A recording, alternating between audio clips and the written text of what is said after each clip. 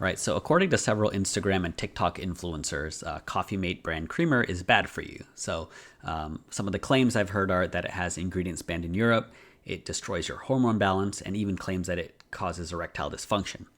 So is switching to organic half and half from Whole Foods the replacement for your Viagra prescription?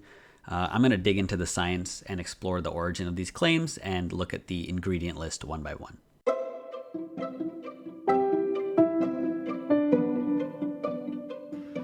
Welcome to Medicine Made Simple, your source for daily, simple, 5-minute explanations of the latest medical news.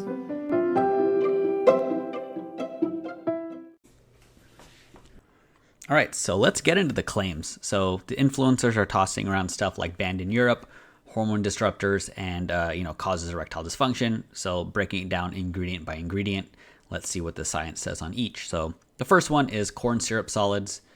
This is one of the top ingredients in classic Coffee Mate. It's basically dehydrated corn syrup, mostly glucose from cornstarch, and it's turned into a powder for easy mixing in dry or even liquid products.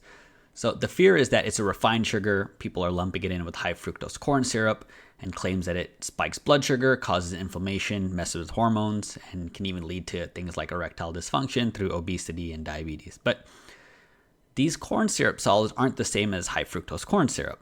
High fructose corn syrup has extra fructose added, which gets processed in the liver and is linked to all kinds of metabolic issues. But these corn syrup solids are almost all glucose without significant fructose. So glucose gets handled by insulin like any carb, and in moderation, it's not evil.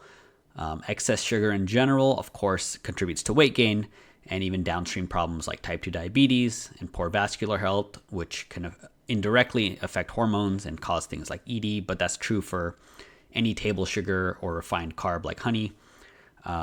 So yeah, this isn't really destroying your hormones or anything by itself. And again, these are not banned in Europe. These glucose syrup solids are used everywhere over there. The banned claims are mixing it up with other issues, which we'll get into on the next one. All right, so the next one is vegetable oil. So in Coffee Mate, it's usually soybean or high oleic versions. Sometimes it's listed with partially hydrogenated oils in older formulations. So this is the big one for the banned in Europe headline. So countries like Austria, Denmark, Norway, Switzerland, they had restricted or banned these Coffee Mate versions years ago because of trans fats from partially hydrogenated oils. And we all know that trans fats raise bad cholesterol and your heart disease risk. That's super well-established science. But the update, though, is that the EU and US both actually banned artificial trans fats years ago. So current Coffee Mate labels use non-hydrogenated soybean or canola oil. So there's no more partially hydrogenated oils. Europe has strict trans fat limits since 2021. So these viral posts are kind of outdated if they're talking about trans fats, because that's been largely fixed. While I'm here, though, I do want to give a quick history lesson. Before they were banned, a lot of everyday foods like potato chip, baked goods, and fast food, they were just loaded with trans fats. In the U.S., in 2003, the U.S. FDA passed a law requiring trans fats to be listed on nutrition labels. So that would be effective in 2006, start of the year. So companies like Lay's, and I remember this because I'm old, they started reformulating. They had a couple years to do it. It wasn't overnight, but over several years, they had to remove trans fats. And this includes things like Crisco, which was basically just just a bucket of lard. They had to completely reformulate Crisco in 2007. But anyways, going further, in 2013, the FDA gave a preliminary ruling on trans fats, classifying them as a food additive, which forcefully removed them from the U.S. supply. This was enacted in 2015. And by 2018, no food prepared in the U.S. was allowed to include trans fats. That includes Coffee Mate. So anything on Instagram or TikTok that's listing these old ingredients as current, this is a bit of a timeline collapse. They're kind of conflating these older ingredients to today. Coffee Mate didn't suddenly become health food, but it's the specific claim that people are repeating that no longer applies. Of course, that said, these oils are still highly processed and they are high in omega-6 fats, which can promote inflammation if your diet's out of balance, which honestly, most people probably are, not having the best diet, but it's not a deal breaker in small amount. So next is emulsifiers. This is like mono and diglycerides. So these are listed as like E471 in Europe.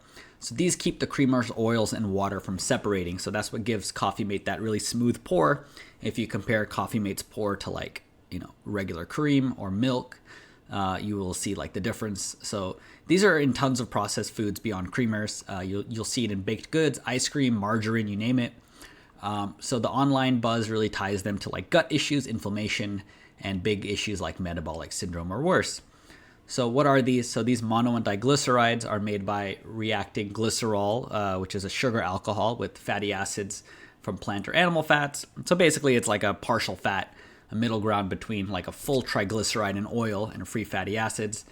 I feel like I'm getting off the rails here, but the structure makes them great at emulsifying. Basically, they're really stabilizing textures, and it doesn't add a lot of flavor or calories themselves. So in Coffee Mate, they're the key for that non-dairy creaminess, especially in the powdered version. And for the regulatory side, these guys are super well established. Regulators like the FDA and even experts in Europe say they're safe. There's no strict daily limit, and they've been used forever without any big red flags from anywhere.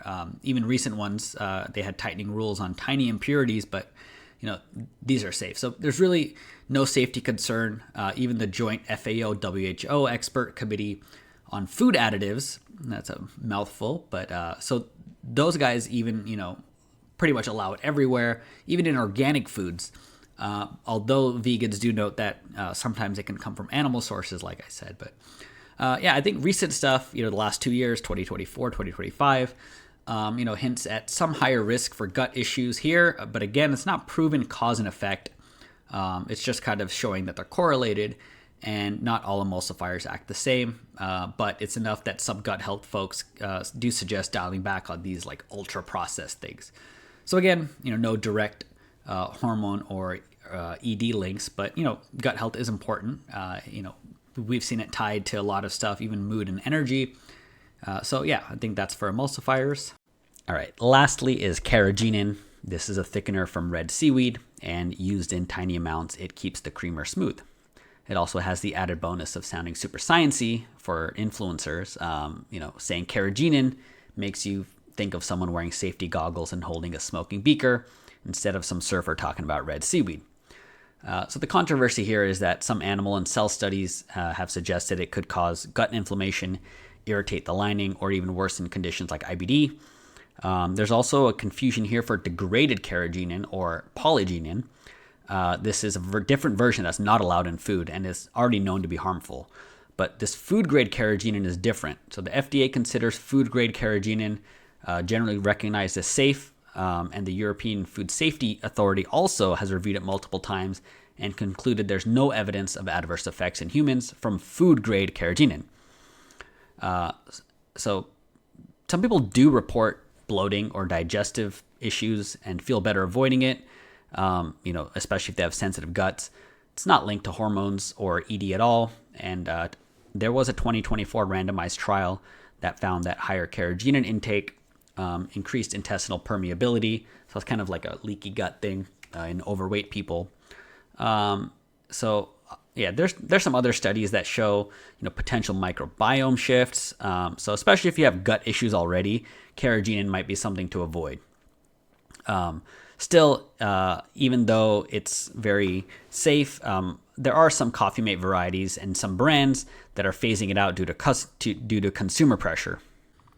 So wrapping this up, the big Coffee Mate is banned in Europe scare is mostly about the old versions with trans fats. Definitely not because of the current version with corn syrup solids, carrageenan, and the rest of the stuff I went through today. So you're probably fine, putting a little Coffee Mate in your morning coffee. It's not poison, it's not wrecking your hormones, and it's not the reason you need Viagra, although you could still use it as a scapegoat if you need to. But that said, if the TikTok fear got under your skin and, switching to real half and half or, unsweetened oat milk or almond milk, one of these cleaner creamers, quote unquote, is an easy win. I think there's no real downside, except that organic half and half goes bad in like 2 weeks, and Coffee Mate will sit in your fridge until the next presidential election. So I think, do what gives you peace of mind. Just remember, enjoy your coffee. It's not going to be the thing that kills you, probably. So yeah, thanks for watching. You can drop a like if you if this saved you from throwing out some perfectly good creamer. I'm gonna go have a cup of coffee to celebrate before I start editing this thing, which takes forever also.